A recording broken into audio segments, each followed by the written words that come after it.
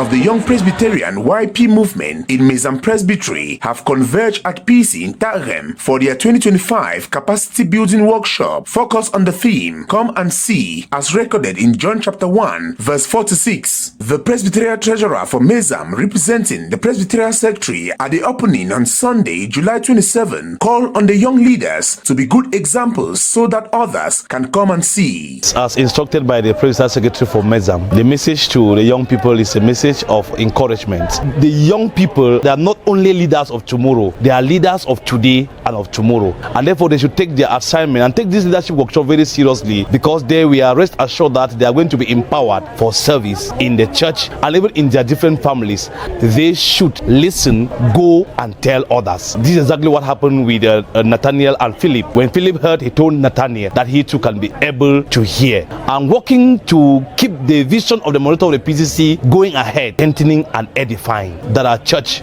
can have a present and be sure of the future. The YP leaders are expected to gain different leadership skills during the 3 days capacity building workshop, with the intention to carry the knowledge back to their respective groups. In this capacity leadership workshop, we train the leaders to go and be able to take care of the children in their various congregations. So the leaders will be trained in YP specific activities like parade, tracking and tracing, first aid, Bible studies. Also, they will be trained in secular leadership skills like servant leadership, personal branding, like gender empowerment, so that they can be grounded in every aspect and be true leaders of the word, not only in church but also out of church, to be able to witness for Christ. The Young Presbyterian YP is one of the youth movements of the Presbyterian Church in Cameroon, made up of children between the ages of 10 to 15. Everything we